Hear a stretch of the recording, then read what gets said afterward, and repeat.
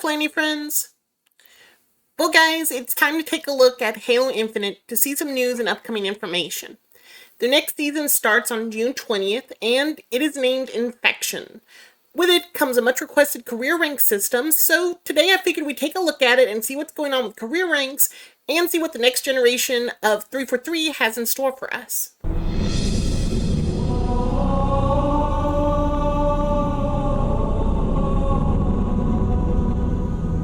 Career Rank will provide players with an opportunity to advance through a larger progression system that reflects their time in Halo Infinite. Similar to the progression system in Halo Reach and Halo the Master Chief Collection, each level will have military-style ranks with unique names and corresponding icons. Here's an image of what those player ranks look like. However, something to take note of is that there will actually be far more, and it will be more grindy, because each rank, like Bronze, Silver, and Gold, will have their own 1, 2, and 3 level tiers within them. So there will be a lot of ranks and a lot of grinding to do during this. One thing that they also addressed is that this will not be skill-based. Things that you do in-game will help you get more XP per match, but this is not something you will be able to lose or de-rank from. Essentially, if you play enough, you'll eventually get to that sweet, sweet height here that you want, so you can show off to your friends. Sort of. Another thing that was brought up is where exactly will I be able to see these new ranks, as there is now no longer a pre-game or post-game lobbies. Which, for the record, those need to come back. Give us a chance to see who our teammates or enemies are. Let us see their armor designs and let us see their ranks. Just add that to the growing list of quality of life adjustments that all the previous Halo games had, but somehow this one doesn't. Still, there will be a few notable places where you can see your rank come up. During the match intro, when the camera pans to Spartan, you'll now see a banner that displays their career rank, which does look nice. Each individual player's profile will include their career rank. Inspecting a player in the post-game Carnage report will let you see it. And in general, in most places where you see a player's full nameplate, a banner with their career rank will also be displayed now. In addition to this, we also have a new map coming out, which will be an arena map called Forest. As much as I call out 343 for their handling of Halo, I will say that this map does look nice. Too many of the maps now, I feel, have the same architectural design and just kind of feel blah.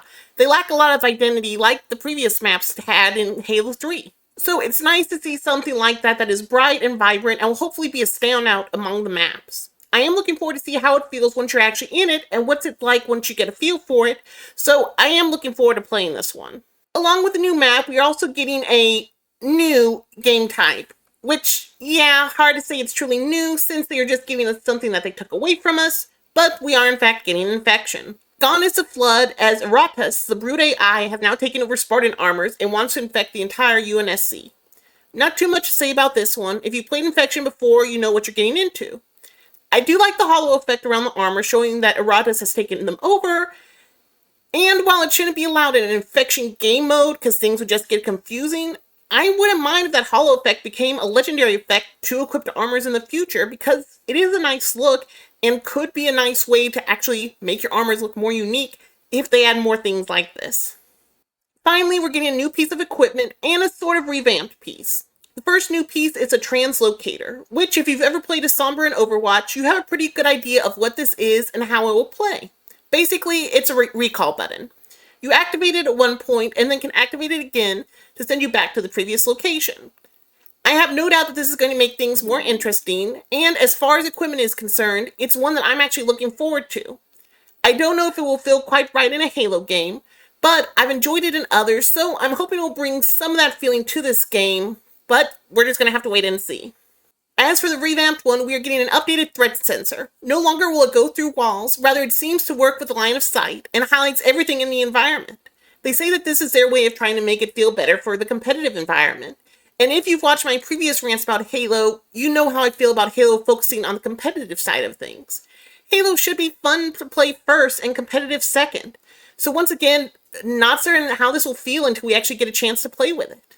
For what it's worth, I am actually glad the season is moving at a decent pace, and we will be getting new content soon. This is their first season since launch that has a standard season length, so maybe this is a sign things that are finally starting to move in the right direction, albeit very slowly. There's still no word on cross-core customization. The latest update we got was that they were working on making colors cross-core, but armor pieces are going to take even longer, as they state the engine was not designed to allow for that.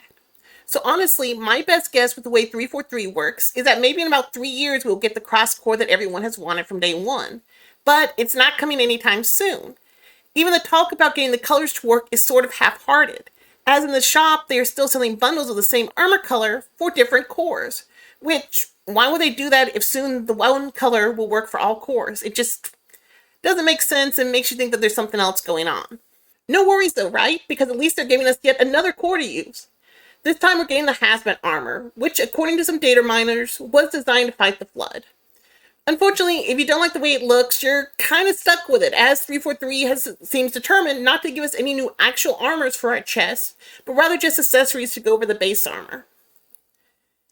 Now, I know I'm a bit gloom and doom on this, but I do want to give the team props for them actively trying to make Infinite better. There has been progress with things like the seasons being an actual proper length, with them getting rid of some of the FOMO by making the first 2 seasons shop bundles available to purchase whenever, and honestly, some of the game types and maps that have come out have been really fun as well. So I do want them to let them know that I do notice that the progress from where it once was, it's just still too little and a little too slow. My hope at this point is that they will have learned much from this experience, and the next Halo game will be smoother and work better. But guys, I'm honestly not holding my breath for it either. That's all I've got for now, though. What do you guys think of the upcoming changes to Halo Infinite? This month seems to be a month of season changes, as Fortnite's next season, Wild, starts Friday, so expect a video talking about that as soon as I can. Until next time, guys. Bye!